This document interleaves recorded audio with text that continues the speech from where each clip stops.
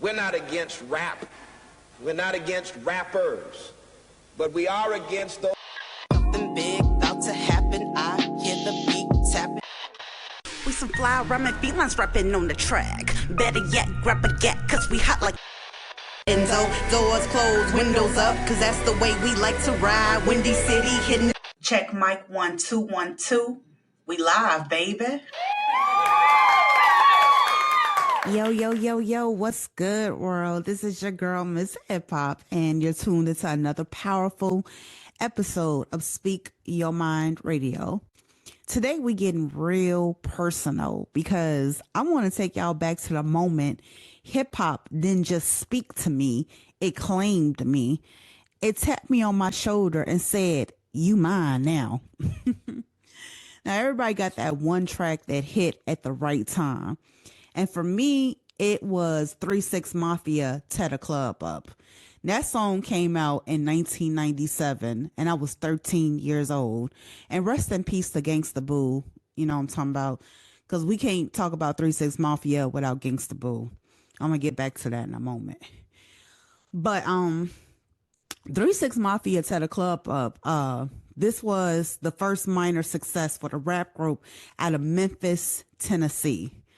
Now, here's a fun fact about the song Tear the Club Up. The song got the group banned from across the whole southern region, y'all, because the request of the group's record was taken too seriously from people being in a club. They was actually tearing the damn club up.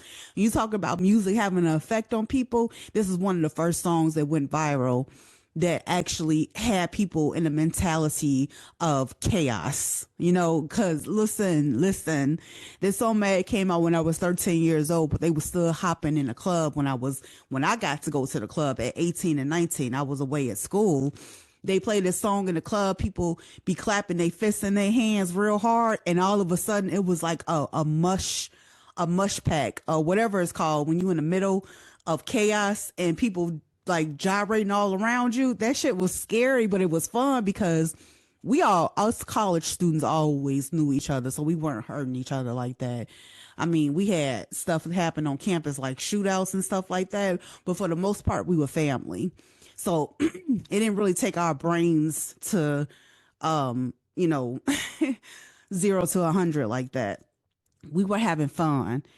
And that's one of the most pivotal points of me, becoming MzHipHop, because I remember 13 years old, we were in Sunday school. I was a Christian back then under my family's guidance.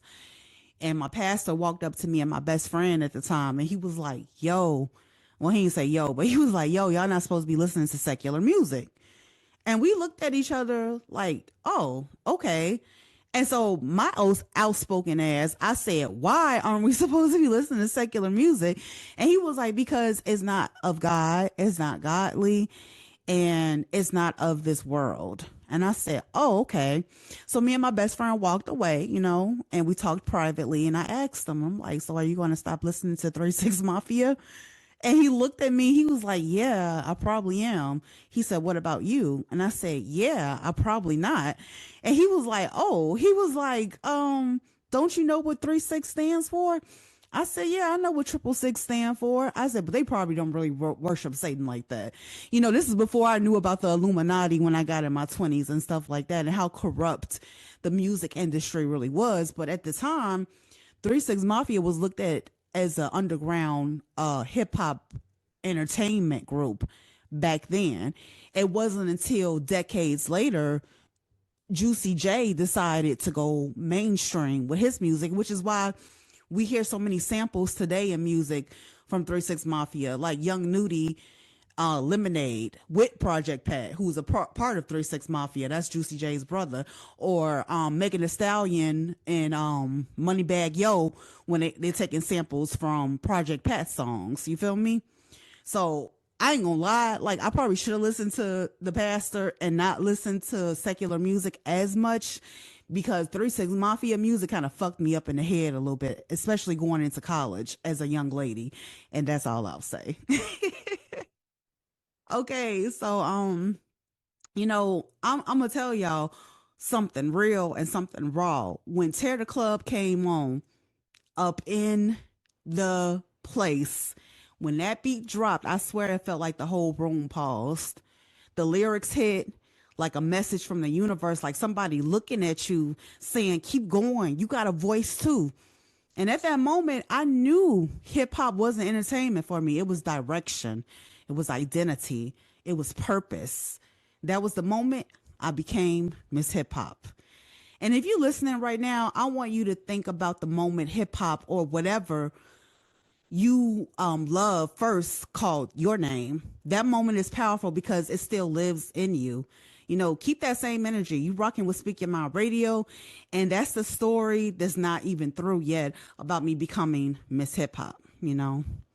But I want to talk about how Speak Your Mind Radio saved me.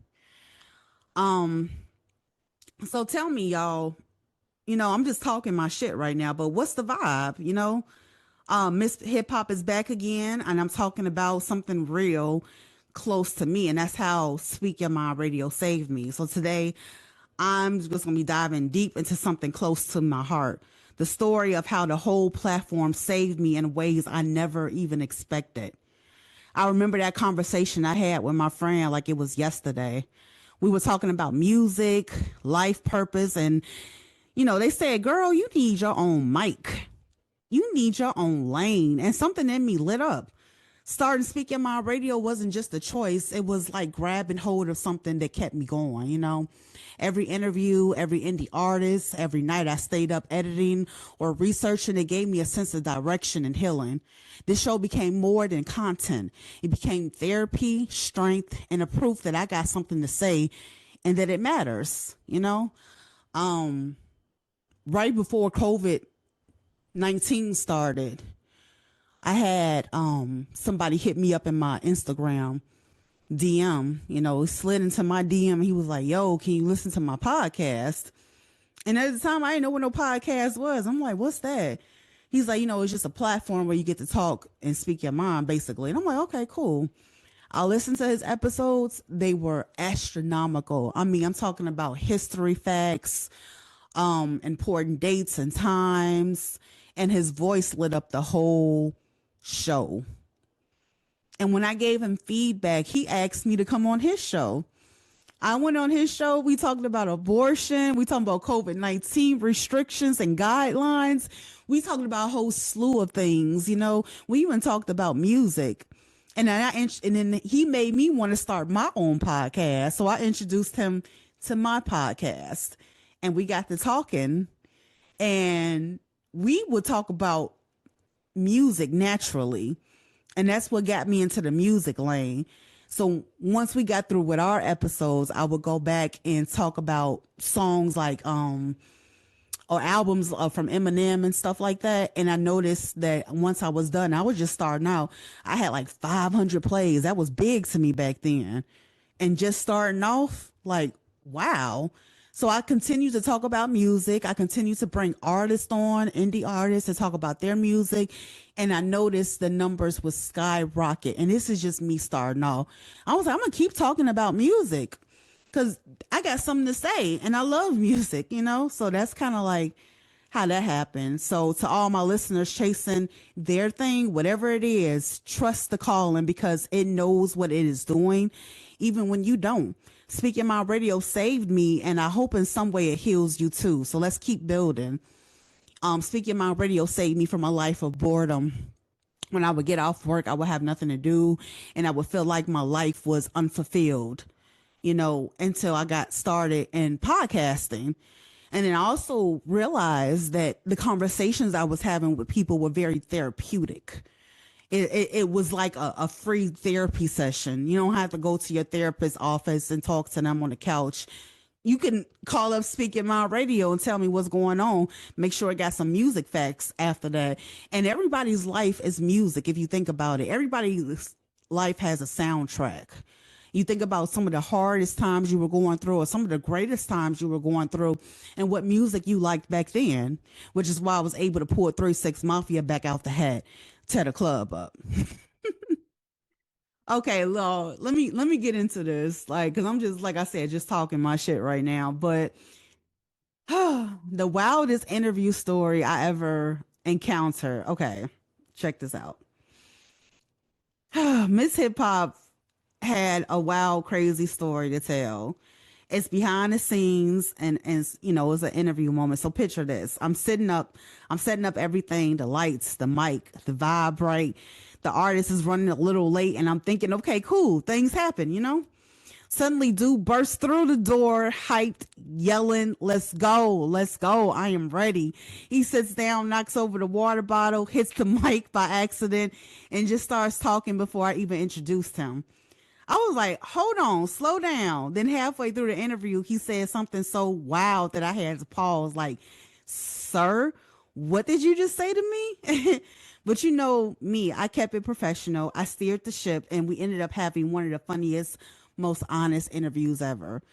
And that person, and I'm exaggerating the story a little bit because I wasn't doing in-person interviews at the time, but that person I'm talking about is an iconic person. His name is Tony Sunshine from the Terror Squad, Big Pun. He was telling me stories about Big Pun when he was still alive. They'd be in the studio, frolicking around, you know, I'm talking about just playing games and stuff. And toward the end of the conversation, Tony told me, he said, you know what? Keep doing this. Keep doing what you're doing because your voice is needed too. We need more people like you in this lane. And I was taken aback, but I took every word this brother said seriously. And I kept on the course. I felt like that was a message from the universe through Tony Sunshine telling me that my voice mattered too. It meant the world to me when he said that because, again, I was just starting out. It was my first year of podcasting, and I don't even know how I got him to come on the show. Like, I was just so thrilled that he did, but it took a long time for me to talk to his manager to convince them to come on the show, you know? So I'm very happy about that. And also I want to tell you, everybody out there, keep going with your dreams, even when shit don't work out. Keep going because it hit different when you find out the reason why it didn't work out. For instance, okay, again, during my first years of podcasting, because this is like the 6th or 7th year or whatever, I was supposed to have Griselda's Benny the Butcher come on the show. I talked to his manager, Jake, and everything. And it just didn't work out. He was going to come, but then it didn't work out because I guess they found out I wasn't a real radio station. I wasn't trying to portray being a radio host or nothing like that, but just podcasting. But I guess they did their research and was like, nah, this is like maybe like the first or second year of podcast. And I'm like, okay. And instead of that letting me get distraught and, you know, very saddened by it, it could have stopped my progress had I let that stop me from continuing where I was going, continuing where I was headed. It would have stopped my progress if I would have let that one thing hold me back. That's why I say when things don't work out for you in your favor, it still works out because it's usually the universe's way of redirecting you on a different path. So shout out to Griselda, shout out to Benny the Butcher. You know what I'm talking about? And I'm just happy I kept going because a year or two after that, I got Chicago's own R&B Donnell Jones to come on the show. That's another funny episode too. Like his manager wanted to sit through the whole interview while I was interviewing him. And I was like, why? And she was like, because I have to monitor you. You're new. And I was like, oh, okay. So my hand accidentally slipped and I exited her out and it was just me and Donnell in the room. I shouldn't have did that, but I just felt like she was treating me like a child or something. I'm like, what the heck? But at the same time, it's like, I shouldn't have did that because she gave me the opportunity to interview him anyway. So boom, y'all can check that episode out if you want to. Donnell Jones. Yeah. But anyway, I got stories for days, but that one right there, it taught me you never know what energy is walking into the room. So you got to stay ready. Stick with your girl because Speak Your Mind Radio stays full of surprises. Straight up. Now, I do want to talk about the underground artist that changed everything for me. Listen, This is a story of the indie artist that shifted everything for me, straight up. Every now and then, I'll meet an artist whose music hits different. Someone whose hunger reminds me of why you love the scene. You know, I remember hearing their track for the first time and I was like, whoa, this is talent, and it's raw and it's honest. Interviewing them opened my eyes, and it opened my ears, really. Their grind, their passion, and the way they trusted my platform made me realize that this show is bigger than me. I became a bridge. I became a voice for the voiceless that deserved to be heard. The artist lit a fire in me that has been burning ever since. And that artist is Dezit. Okay? Dezit, Dezit. You can find him on Instagram under I Am Dezit. He's from the Bronx, New York, home of hip hop. And the reason why his music hit different for me because it opened my ears. When I would interview him, I can't explain it because I was a different person then. But he kept me on my toes. He always supported. He always gave great feedback.